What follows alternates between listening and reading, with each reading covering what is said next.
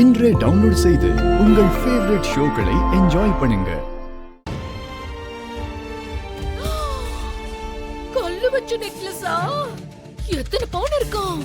அக்கா இது டைமண்ட்க்கா. டைமண்ட் நெக்லஸா?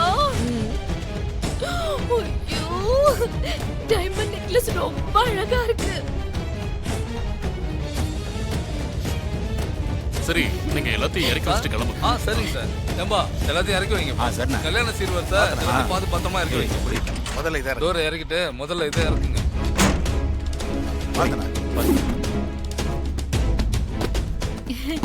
இதோட விலை எவ்வளவு இருக்கும்? ஒரு 50 லட்சம் ரூபாய் இருக்கும்னு நினைக்கிறேன். 50 லட்சமா?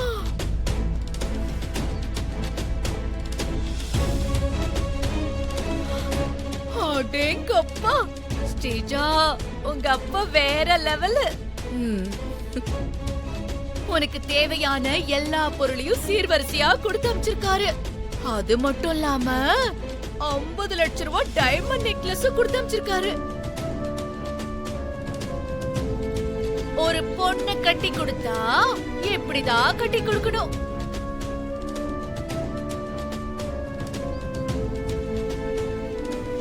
ஸ்ரீஜா, நீதான் எங்க வீட்டுக்கு ஏத்த மருமக.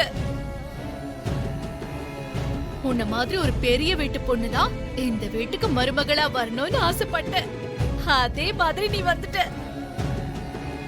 2 மருமகளும் தகுதியில சமமா இருந்தாதானே அவங்களுக்கு நம்ம சமமா மரியாதை கொடுக்க முடியும். அதத்தான் நான் சொன்னேன். வாய மூடுறியா? ஒரு பொண்ணா இருந்துகிட்டு எப்படி இப்படி எல்லாம் பேசுற நீ? இருக்கிறவங்க பண்றாங்க, இல்லாதவங்க பண்ணல. 2 பேரையும் நீ சமமா பார்க்கணும். யாரும் எதுவும் எடுத்துட்டு போல, எடுத்துட்டும் வரல. நீங்களும் ஒண்ணு இல்லாதவங்க தானே, அதனாலதான் ஒண்ணு இல்லாதவளுக்கு சப்போர்ட் பண்றீங்க. உங்க புத்தி எல்லாம் ஒரே மாதிரி தானே இருக்கும்.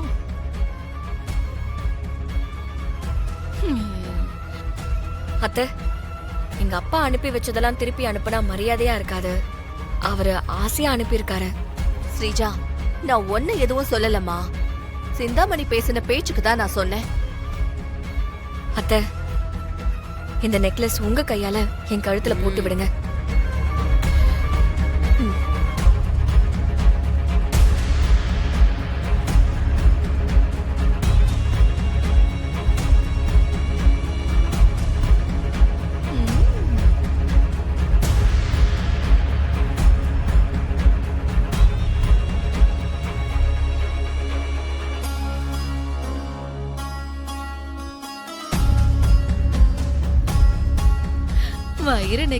வைர நெக்லஸ் தான், அப்படியே மின்னுது பாருங்களேன். ஸ்ரீஜா, சூப்பரா இருக்கு. அதனாலதான் 50 லட்சம் போல இருக்கு.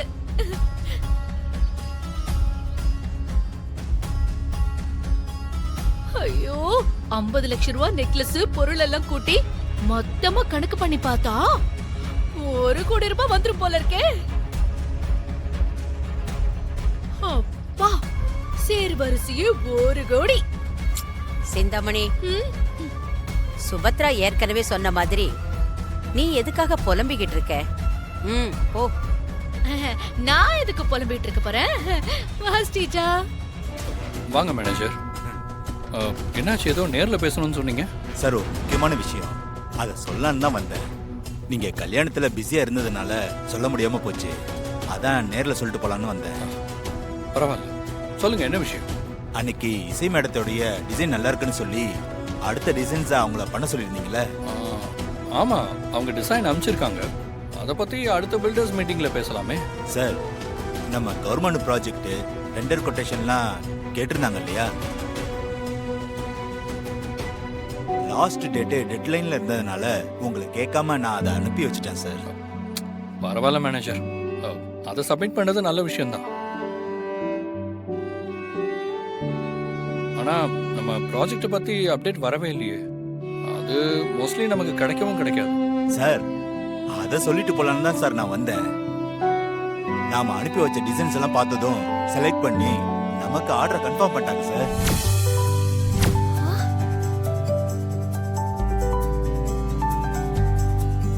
அந்த ப்ராஜெக்ட் நமக்கே கிடைச்சிருச்சு. வாட்?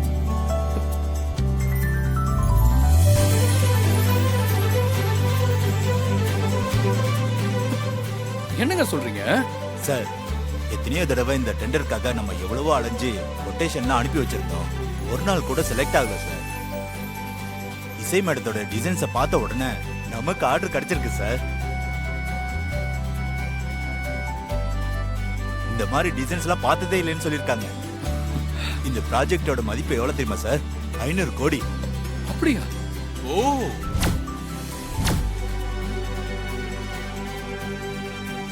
கன்ஸ்ட்ரக்ஷன்ஸ் மெட்டீரியல் காஸ்ட்லாம் போக நமக்கு கிடைக்க போற ப்ராஃபிட் 100 கோடி சார். Wow, fantastic.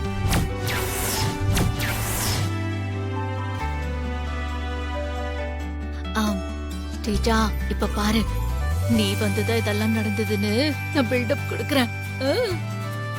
அத்தை, ஸ்ரீஜா அண்ணி 1 கோடி கொண்டு வந்தாங்கன்னு சொல்லி அவ்ளோ பேசுனீங்க.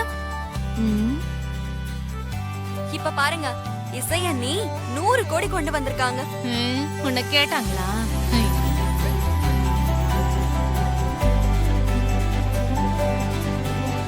இசை, கை கொடு. கைய கொடு இசை. Thank you so much and congratulations. இன்னைக்கு ஒன்னாலதான் நம்ம கம்பெனிக்கு 500 crores ப்ராஜெக்ட் கிடைச்சிருக்கு. அதுல நமக்கு லாபமே ஒரு 100 கோடி இருக்கும். அப்புறம் 2 நாள் கழிச்சு அந்த டிசைனுக்கான ப்ராப்பர் ஸ்கெட்ச் போட்டு கொடுத்துரு. அதுக்கப்புறம் வேலையை ஆரம்பிச்சிடலாம். தேங்க்யூ. சரி ராகவ்.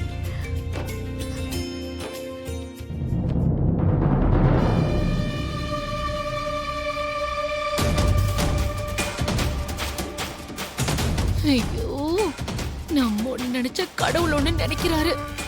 நம்ம 1 கோடி கொடுத்து இவளை மட்டும் தட்டணும்னு நினைச்சா கடவுள் 100 கோடி கொடுத்து ஒண்ணு மட்டும் தட்டிட்டாரு போல இருக்கு. இந்த வண்டி வேணா, என் வண்டியில போலாம்டா. ஏய், என்ன விடு, நான் ஏன் பைக்ல போறேன்? மச்சான், நீ ஃபுல் போதையில இருக்கடா. ஏய், நீ இப்ப இருக்க நிலைமையில பைக்ல போனா அவ்வளவுதான். டேய், நான் வரல, நீ போ. ஓ, டேய் சரிடா, நீ என் கூட வர வேணாம். நான் ஏதாவது கேப் புக் பண்ணி தரேன், அதுலயாவது போடா. எங்க? டேய், நான் தங்கி இருக்க ஹோட்டல் பக்கத்துல தானே இருக்கேன். பேசாம ரெஸ்ட் எடுத்துட்டு காலைல போடா. இல்லடா, நான் எங்கேயும் வரல, நான் வீட்டுக்கு போகணும். அந்த இசைய போய் 4 கேள்வி கேட்கணும். இப்ப நான் இருக்கிற கோவத்துல நான் நேரா போய் கேப்பேன்டா. ஏன் என் வாழ்க்கை இப்படி பண்ணனு கேப்பேன். விடுறா, நான் போறேன். டேய் டேய், சொன்னா கேளுடா. டேய் மச்சான், டேய் டேய், சொன்னா கேளுடா. டேய் டேய், பைக்ல உன்னால ஓட்ட முடியாதா? எதுவும் கேட்க மாட்டேன், போ. டேய் டேய் டேய் டேய் டேய், சொன்னா கேளுடா. உன்னை ஒரு வழி பண்றேன். என் வண்டியில போலாம்டா. போடா.